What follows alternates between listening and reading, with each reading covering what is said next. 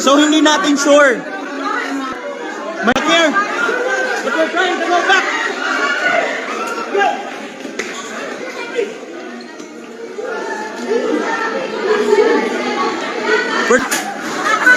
Ngayon, tinatanggal ang kapal ng Senate at ngayon nagsisilabasan po kami. Ngayon po, guys, media.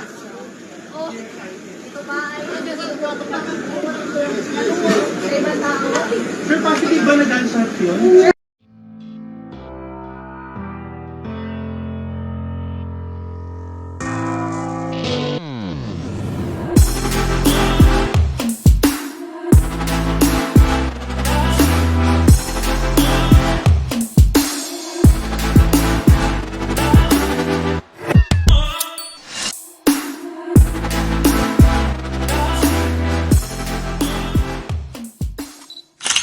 What's up, guys? Welcome back again to our YouTube channel. Yeah, it's been a long day again. Lagi na akong nahuhuli. Oo nga, sobrang busy na to ni Emma. Alas Yeah. wala na siyang time para sa akin. Wow, pinag-antay ko na naman si Alwin kasi sabi ko may client pa ako. Yan. Tapos sa bahay ulit, meron ulit akong client. Yeah. Yan, busy tayo ngayon. So anyway, grabe, kwentuhan pala tayo. Yes. Grabe, ginising tayo ng napakaraming balita, no? And hindi maganda siya. Sobrang nagkakagulo na sa Oo, Pilipinas. kahapon pa yan, di ba? Nung pagising ko, sinabi niya sa akin. Nung una, hindi ko pa na, kasi nga, madaling araw na ata sa atin yan nangyari. So pagising ko, sabi niya sa akin, baby, alam mo ba, nabalitaan mo na ba? Sabi ko, alin? Nagkakagulo na sa Senate at Senado. nagbabarila na, sabi niya. Diyos kong nagka-lockdown, may drilling na nangyayari. Diyos ko. So ayaw lang namin bigay ng like opinion sa politics, pero ang gusto lang namin ngayon ibigay ay ang saloobin, no? Hindi ko na alam or hindi na ako magko-comment sa kulay, kung ano mang kulay ang papanigan mo. Hindi natin, kung ano man, kung Duterte man tayo, o Bongbong man tayo, or kung Lenny man tayo. So kahit anumang kulay, as a Filipino kasi parang malulungkot ka sa nangyayari, di ba? Na imbis na tumututok sa pagsusolve ng problema ng bayan, ano nangyayari? Ayan, masyado silang tutok ngayon kay Bato. Ayan, Saka impeachment, mga ganyan. pati yung mga personal interests yung inuuna nila. Sobrang Imbes gulo. na yung mga kababayan natin or yung mga magagandang programa sana na mai-offer. 'Di ba parang nakakagalit kasi yung time na 'di ba sumusweldo sila from taxpayers money, hindi na susulit kasi kung ano-ano nangyayari. Sobrang gulo. Kahit kanina sa trabaho, yun ang mga pinag-uusapan namin. Yung mga Pilipino about nga dyan sa Senate. So guys Canada na to, pero yung newsfeed namin lahat Pinas na nagkakagulo. Siyempre bilang isang Pilipino, siyempre apektado pa rin tayo kahit nandito tayo sa Canada, 'di ba? Parang ewan bakit nangyayari yung mga ganitong bagay. Ang daming problemang dapat unahin pero nakakalungkot kasi ang taas na nga talaga ng nangyayaring inflation, 'di ba? Nawawala na ng purchasing power yung mga kababayan natin, naglulus na yung value ng Philippine peso. Pero ito pa rin yung mga government officials natin nagkakagulo, hindi malaman kung anong gustong gawin or kailangan gawin, 'di ba? Parang kanya-kanyang salbahan ng sarili. Yun yung nakakalungkot or nakakagalit din. Halos makikita mo sa Facebook natin, lahat puro about Senate, salita si ganito, salita si ganyan. Kesyo hindi naman daw NBI yung mga nagpaputok, mga gano'n. Oo, grabe. Nakita ko nga sa picture, guys, yung mga gunshots, yung parang yung basag sa office, 'di ba? So parang nagsira pa ng government property. Diyos ko, parang ano ba yung nangyayari dito, no? Mamaya magkabombahan pa. Alam mo yun, nagko-cause sila ng anxiety and stress sa Filipino people. Kasi yung focus wala na sa taong bayan. Yung focus ay nasa sa salba ng sarili para ma-evade yung warrant kung meron man ganyan. But yeah, hopefully yung mga government officials talaga ay magsiayos, 'di ba? Para yung government din, yung pagsiserve sa public ay maging maayos din. Oo, yun naman dapat eh.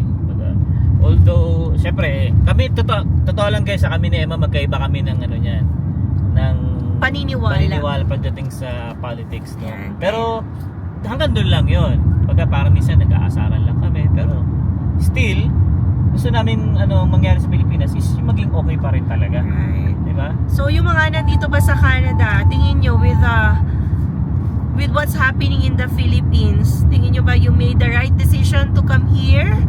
Or yung iba ba sa mga kababayan natin na nasa Pilipinas, do you think it's time na to move out of the Philippines? Kasi may mga nakikita din ako mga posts noon ngayon, lalo na ngayon na napapaisip na silang umalis. Yeah. Kasi ano daw bang klase yung gobyerno na meron tayo. But honestly then, I think sobrang lumang vlogs na rin namin. Isa yung hindi magandang sistema sa gobyerno, yung reason namin sa pag-move dito sa Canada or pag-consider. Isa yun. So marami kaming reasons, pero talaga kung ganito at ganito yung government natin, hindi natin alam kung magkakaroon tayo ng maayos na future dito, then yeah, it's time to rethink talaga. Pero kung tutusin, napakaganda ng Pilipinas. Oo naman, kaya Napakayaman nga ng Pilipinas. binabalik-balikan natin yan, and Oo. nagkakaroon pa rin tayo ng homesickness. Yeah. Ang ganda pa rin talaga Yeah. sa Philippines, lalo na yung weather, no? At lalo na yung mga kababayan, yung Filipino atmosphere pa lang or culture. Iba pa rin talaga. Iba pa rin. Pero kung, yun nga, sa ganitong mga nangyayari, parang nakakatamad umuwi. Parang sabi nga nung kasama ko kanina eh, kasi naglolokohan kami about sa loto. Kung pag nanalo daw kami ng loto, ganyan, anong gagawin natin? Sabi ko, ay ako, uwi na ako Pilipinas, ganyan ko. Sagot nung isa, ako kuya, hindi na. Sa mga nangyayari ngayon sa Pilipinas, parang gusto ko dito na lang ako. Yeah, so, di ba, nakaka-affect din talaga siya ng outlook mo sa future, Yeah. yung mga considerations mo. Kasi if not for the family, I guess, may mga tao na hindi nababalik ng Philippines. Yeah. Kasi yung maabutan mong sistema ay ganun pa rin, walang pagbabago. Pero kami talaga, bumabalik-balik kami kasi nandun yung family namin, Especially nandun ikaw. yung roots namin, nandun yung identity mo. Kasi feel mo syempre pa rin dito sa Canada, foreign pa rin to para sa atin. Kasi ilang taon pa lang naman tayo dito, di ba? Ang home pa rin natin ay Philippines, Philippines pa. pero ang hirap, yan, parang yung mga quotations or yung mga posts na nakikita natin sa Facebook, ang sinasabi, Pilipinas, ang hirap mo mahalin.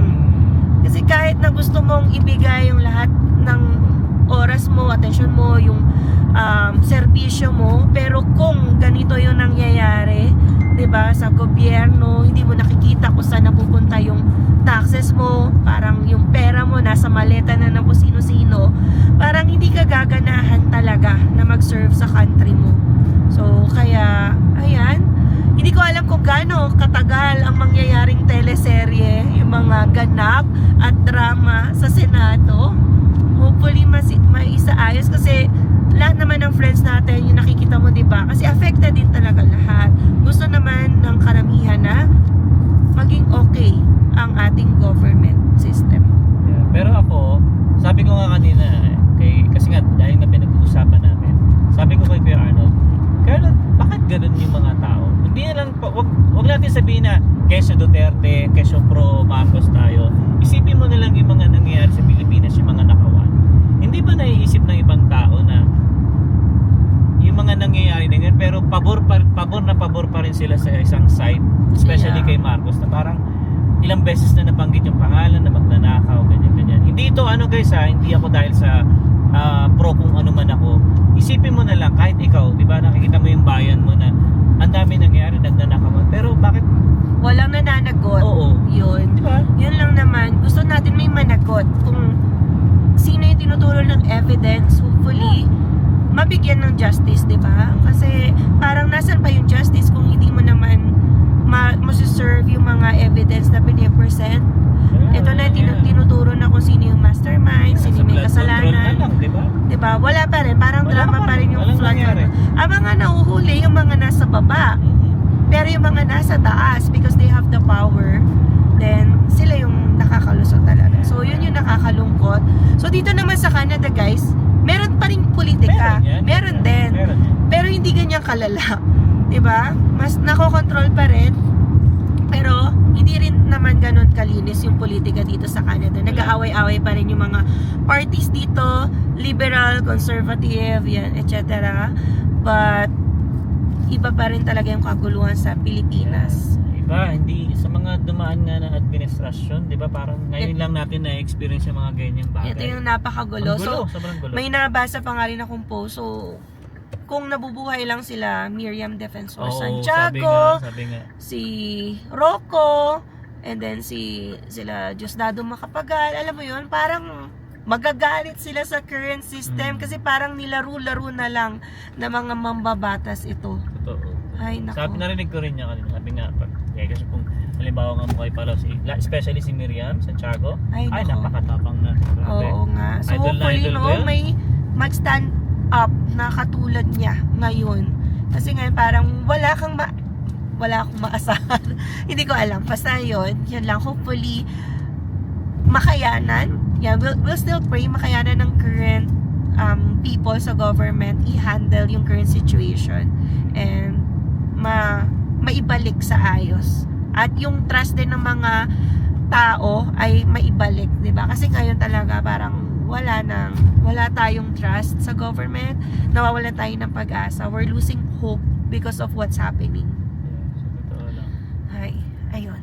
Ayan. So, anyway guys, ayan. So, may iba naman tayo. Ayan. Dahil nga, sobrang busy ni Emma. Ano? Kamusta ang trabaho mo? Hindi ako makahinga. Parang wala nang break.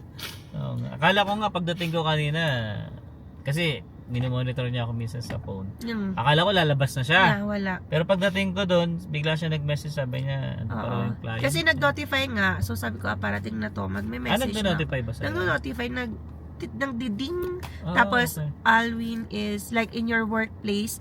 Pero, di ba sabi ko nga, parang 2 minutes advance siya. So, nag-notify siya kapag nandun ka na sa may brick. Yeah. Ayan. So, Guys, guys, try niyo yung ano namin, yung apps na ginagamit namin. Life Oo. 360. Ang ganda niya. Yan, matagal na nga raw ginagamit ng ibang friends namin. oo. Ngayon ko lang kay Cyrex ko lang So even like nasa Canada ka or nasa Philippines, yeah, you could add your family members, at least makita mo, oh, yung mami ko pala nandito ngayon. Pero syempre sa mga gusto lang ma-track kasi Oo. may mga family members na malamang ayaw nilang ma-track sila kung nasaan sila. Yan at the moment. Especially sa mag-asawa. Let kami. Ano? Kami. Hindi, I mean, maganda sa para sa atin. Tsaka sa anak. Pero kung may tinatago ka, Wag huwag na. mong gamitin. Wag mong sasabihin yung app na i-download. Don't download the Life 360. Life 360. Free lang siya, guys. Hindi to sponsored ng Oo. Life 360. So free siya, pero alam ko may para ma-access mo yung ibang features, kung gusto mo yun, mag-a-add ka or subscribe. Babayad ka. Pero kami basic lang naman. So Yeah. wala tong Ang importante bayad. sa amin, nakikita, ako lalo, nakikita niya ako para kung malapit na ako, makakapag-ready na siya. Yeah. So, yun yung mga ganap namin sa buhay, guys. No? Yan. So yan, pauwi na naman kami. Hindi ko alam kung manonood kami ng TV Patrol. Hindi na yata nga alam ng mga reporters ko anong uunahin sa news. 'Di ba? Kasi sa daming anggulo ng istorya, hindi mo alam kung ano ba yung sasabihin mo or unang ire-report Kanina, mo sa gusto ko public. manood talaga. Kaso, limited lang kasi yung break time namin. Every, parang 15 minutes lang every. Tapos yung lunch, 30 minutes lang. So, bitin. So ngayon ka manonood, like Malamang. marathon. Pero habang magluluto ako, yan. So, manonood ako ng news talaga. Right. So si Alvin talaga yung super involved ako kasi guys, medyo na-stress ako. Oo. Na-affect ako agad. Kahit yung sa flood control, nako, magdamag ako. Ay, hanggang madaling araw ako, guys. Nanonood ako ng Yan. hearing. Sino yung kasama ni Alvin na magmamarathon ngayon? Ay, shout out. Mark. Mark, si bro Mark Lopenya. Depende. Yan. Sino pa? Sino pa mga nakakakwentuhan ko dyan? Mawawala na sila ng K-drama ngayon nang papanoorin yung Senate. Grabe. Oo. Grabe talaga. Well, ako gusto ko may ano yung flood control ulit. So, May dahil nga balik. nagbago na ng Senate President, no? Sana matutukan ulit nila yon. I cannot Yan. say anything. Oh, Hindi ko alam. kasi syempre, di ba, alam nyo na, ang daming nakawan. So, sana masolusyonan. Maibalik. Maibalik yung Kung ganun. kaya ba, maibalik ang pera.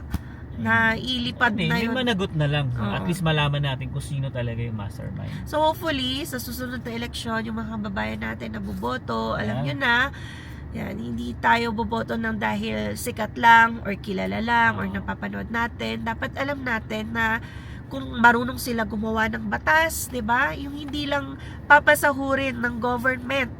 Yan, tas hindi naman papasok or hindi makaka-contribute sa role nila. So nasasayang lang yung posisyon. So hopefully, natuto tayo or matuto na tayo with this kind of like unfortunate situation na nangyayari sa Senate. Alright guys. Yan. Ito na yung boses mo. Yan, napagod na ako. Hindi pa po tapos ang araw ko. So, meron pang isa tayong client na asikasuhin. Yes. But yan, malapit na tayo ulit sa bahay, guys. So, nakikita ko na yung flag. Green na green na. Oh, natutuwa baga ako pag nakikita ko yan. Ang laki kasi. So, ang laki ng flag dito. Yung flag na yan, malapit yan sa mga dealerships na pinupuntahan namin, guys. Nung nagtitingin-tingin kami ng cars. Oh, sabi nga, ano daw, bakit daw nawala na tayo sa Sa cars. cars? Ang dami kasing nangyayari. Oo nga eh. Ayan. Pero, yun nga, sabi ko nga, utang pa rin yung update natin about sa car. Yes. Soon. Kung meron man. Naghihintay pa rin kami eh. Yan. Wait lang tayo. At the moment, ano tayo? Passenger princess. Kasi kumanda naman na ulit ang weather. Yan. So, minsan, magpa-practice ulit tayo ng driving kasi baka makalimutan ko na naman. Yeah. Kasi it's a skill. Hindi naman makakalimutan agad-agad, no? Kasi nandyan yan pa rin sa'yo. But yung ano ba, confidence. Diba? Kasi minsan, pag nalalaylo ka ng ilang months, yung confidence mo nababawasan. And mas natatakot ka as you approach intersections, as you turn to the left or right, and everything.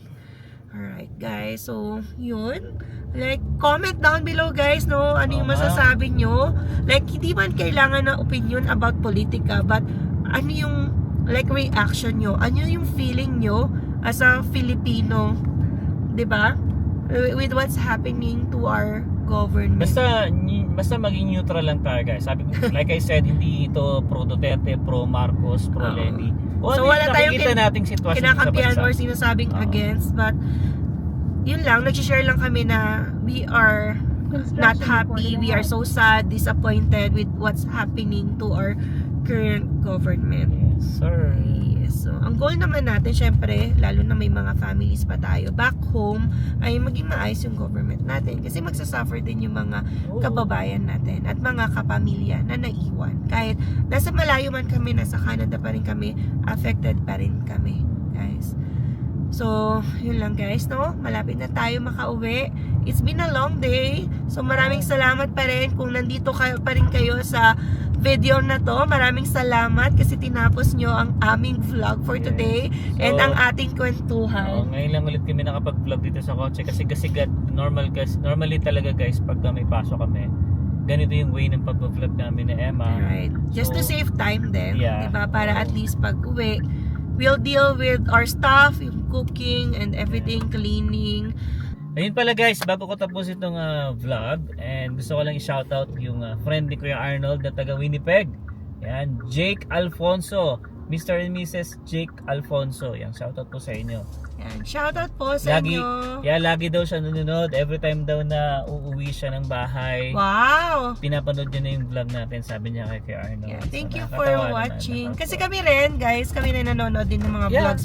Oo. Alam mo yun, makichismis ka, anong update, anong nangyayari. Parang you'll pray for them din kung meron silang pinagdadaanan. So yan, napapanood din namin sila Randy Boy. Yes, Tapos sila Crystal in Canada, sila Mark Carino, right? So marami din ba? Yeah, Marami guys. vloggers. Maraming vlogger. Kaya yan, pray lang din tayo sa lahat ng mga kababayan din natin na nandito sa Canada. Alright guys, so dito na natin tatapusin ang vlog na ito and maraming salamat again sa pagsama ninyo sa ating vlog for today. So sa mga hindi pa po nakasubscribe, you can consider subscribing po and don't forget to click the notification bell para updated din kayo sa aming latest video uploads. So yeah, we'll see you again on the next one. Peace!